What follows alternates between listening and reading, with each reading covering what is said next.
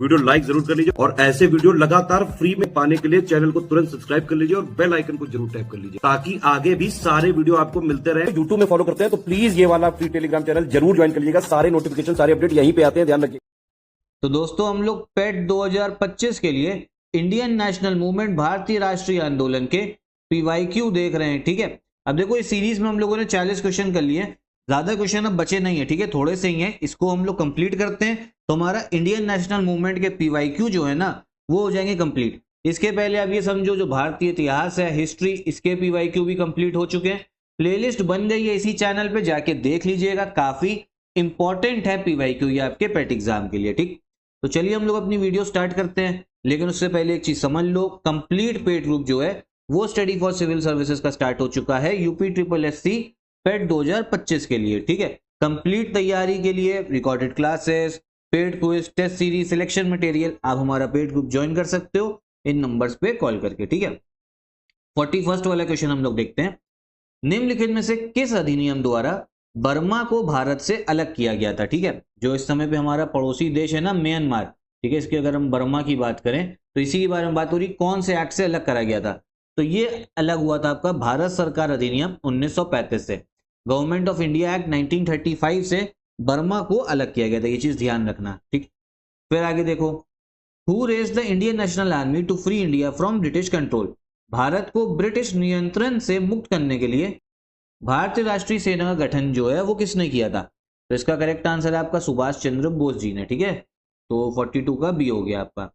43 देखिए, बंगाल के प्रथम गवर्नर जनरल कौन थे? Who was the first governor general of Bengal? तो इसका करेक्ट आंसर है आपका लॉर्ड वॉरेन हेस्टिंग्स। ठीक है, बी वाला हो जाएगा करेक्ट आंसर, क्योंकि जो आपका रेगुलेटिंग एक्ट था ना, रेगुलेटिंग एक्ट ध्यान रखना कब आया था? 1773 में। उसके हिसाब से क्या करा था कि जो बंगाल के गवर्नर थे ना उनकी डेजिग्नेशन चेंज करके क्या बोल दिया गया था? गवर्नर जनरल बोल दिया गया था। पहले सिर्फ गवर्नर बुलाते थे, बाद में नाम चेंज करके हो गया गवर्नर जनरल। कौन से एक्ट से? 1773 के एक्ट से। और पहला governor general Lord Warren Hastings. तो ये इंपॉर्टेंट इंफॉर्मेशन है। ठीक, आगे देखिए, इनमें से किसे भारत के ग्रैंड ओल्ड मैन के नाम से जाना जाता है? Who among the following is known as the grand old man of India? तो ये बोलते हैं हम दादा भाई नरोजी को। ठीक है, ए वाला होगा Dadabhai Naoroji, grand old man of India. सन 1915 से 16 में किसके नेतृत्व में दो होम रूल लीग की स्थापना हुई, मतलब शुरू हुई? ठीक है, दो होम रूल लीग। तो देखो ये शुरू हुई है आपके एनी बेसेंट और बाल गंगाधर तिलक के, इनके लीडरशिप में। ठीक है, किसके किसके? एनी बेसेंट और आपका लोकमान्य तिलक, बाल गंगाधर तिलक के नेतृत्व में। ठीक, फिर आ गया, करो या मरो का नारा किसने दिया था? डू और डाई। तो देखो ये नारा दिया है आपके गांधी जी ने, महात्मा गांधी जी ने। कब? ये भी पूछ सकता है आपसे आयोग, 1942 में दिया था। आपका जो भारत छोड़ो आंदोलन था ना, क्विट इंडिया मूवमेंट, ठीक है, इसके दौरान उन्होंने ये आपका स्लोगन दिया था। किसने? गांधी जी ने। ध्यान रखना, इंपॉर्टेंट है। फिर आइए, जब सुभाष चंद्र बोस ने भारतीय राष्ट्रीय कांग्रेस के अध्यक्ष पद से इस्तीफा दिया तो इस पद का प्रस्ताव किसे दिया गया? देखो सुभाष चंद्र बोस जी ने क्या करा था? कांग्रेस से इस्तीफा दिया था। कब दिया था? 1939 में। तो ये बोला जा रहा है कि इसके बाद में वो जो पोस्ट थी कांग्रेस के अध्यक्ष की वो किसको दी गई थी? तो ये दी गई थी आपके डॉक्टर राजेंद्र प्रसाद को। करेक्ट आंसर इसका कौन सा हो जाएगा? सी वाला, डॉक्टर राजेंद्र प्रसाद। हुआ क्या था ना, अध्यक्ष बने थे आपके जो आपके सुभाष चंद्र बोस, तो इनके थोड़े आइडियोलॉजिकल डिफरेंसेस थे, वैचारिक मतभेद थे गांधी जी के साथ में, इस वजह से इन्होंने रिजाइन किया और इसके बाद में एक अलग पार्टी बना ली थी कांग्रेस के भीतर ही, फॉरवर्ड ब्लॉक। उसके बारे में भी हम लोग पहले आपके पीवाईक्यू में बात कर चुके हैं, तो देख लेना वो वीडियो भी। फिर आप देखो ये, इसको हमें क्या करना है? मैच करना है। अलग अलग जो आपके सामाजिक सुधार आंदोलन थे, जो अलग अलग आपके ऑर्गेनाइजेशन बने, उसको लेके क्वेश्चन आ रहा है। तो देखो सबसे पहले है आपका ब्रह्मो समाज। तो देखो ये बनाया आपके राजा राम मोहन रॉय ने, तो एक का तो 3 हो गया। ठीक है, इसके बाद में रामकृष्ण मिशन, ये बनाया आपके स्वामी विवेकानंद जी ने। ठीक है, फिर है आपका आर्य समाज, तो ये बनाया था आपके दयानंद सरस्वती ने। फिर सत्य शोधक समाज, ये बनाया आपके ज्योतिराव फुले ने। ठीक है, तो ये ऑर्डर होगा। इंग्लिश में भी देख लेते हैं, ब्रह्मो समाज राजा राम मोहन रॉय, रामाकृष्ण मिशन स्वामी विवेकानंद, आर्य समाज दयानंद सरस्वती, और फिर सत्य शोधक समाज ये है आपका ज्योतिराव फुले। तो करेक्ट आंसर इसका सी वाला हो जाएगा। ठीक है, नेक्स्ट क्वेश्चन देखते हैं। इनमें से कौन हड़प नीति का कट्टर समर्थक था? मतलब जो आपका डॉक्ट्रिन ऑफ लैप्स थी ना, इसका सबसे बड़ा सपोर्टर कौन था? तो ये था आपका लॉर्ड डलहौजी। नाम याद रखना, लॉर्ड डलहौजी, यही लेके आया था डॉक्ट्रिन ऑफ लैप्स।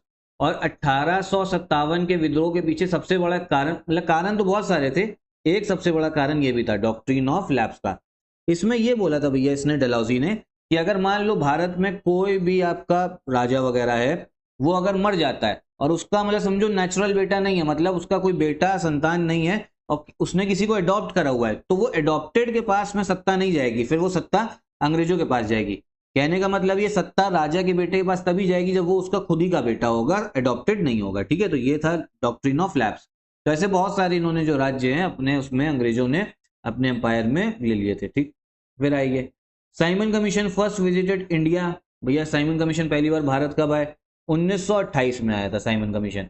वही ब्रिटिश पार्लियामेंट के सदस्य थे इस कमीशन में, कोई भी भारतीय नहीं था, इसीलिए इसका बॉयकॉट हुआ।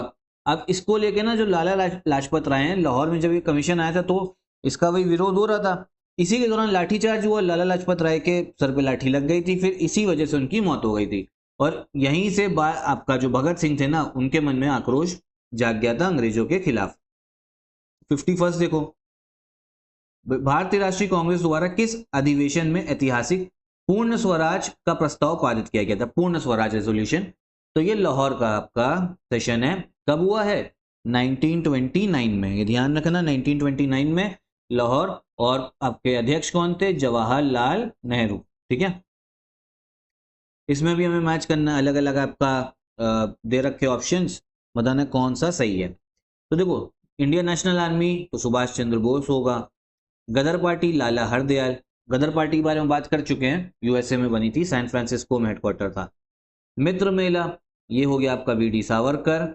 और home rule league Annie Besant. ठीक है, Indian National army Subhash Chandra Bose, गदर पार्टी लाला हरदयाल, मित्र मेला वीडी सावरकर, और होम रूल एनी बेसेंट। ठीक है, तो इसका आंसर कौन सा होना चाहिए? ये बी वाला हो जाना चाहिए।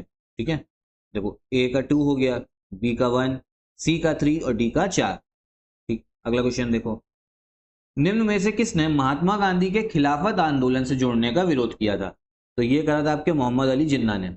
तो देखो, गांधी जी ने क्या करा था, जो आपका असहयोग आंदोलन था, नॉन कोऑपरेशन मूवमेंट, और खिलाफत जो आपका मूवमेंट था, इन दोनों को आपस में मिला दिया था। ठीक है, और फिर एक नया आपका आंदोलन लॉन्च हुआ था, कब? 1920 में। ये इसलिए भी था ताकि हिंदू मुस्लिम की यूनिटी बने, और इसका विरोध किसने करा था? जिन्ना ने करा था। अगला क्वेश्चन देखो, लास्ट है ये क्वेश्चन, लास्ट है। ठीक है, इनमें से कौन सा क्रांतिकारी संगठन काकोरी षड्यंत्र केस में शामिल था? काकोरी कॉन्स्पिरेसी केस में। तो करेक्ट आंसर है आपका डी वाला, हिंदुस्तान रिपब्लिकन एसोसिएशन। ठीक है, डी वाला हिंदुस्तान रिपब्लिकन एसोसिएशन। कब हुआ था काकोरी ये आपका कॉन्स्पिरेसी केस? 1925 में। था क्या था ना, ये लोग क्रांतिकारी संगठन था, इनको अंग्रेजों को भारत से भगाना था। ठीक है, तो लेकिन भैया भगाने के लिए हथियार चाहिए और हथियार खरीदने के लिए पैसा चाहिए, इसीलिए इन्होंने सोचा जो ट्रेन आपकी आ रही थी ना, तो इसको हम लूटेंगे। ट्रेन काकोरी के पास लूटी गई। ठीक है, अब उससे क्या हुआ, पैसा जो अंग्रेजों का सरकारी खजाना जा रहा था, वो पैसा आपका लूटा गया, फिर उससे हथियार आगे आए। तो ये कब हुआ था? 1925 में। तो यही क्वेश्चंस हमारे एंड होते हैं किसके? आपके इंडियन नेशनल मूवमेंट, भारतीय राष्ट्रीय आंदोलन के।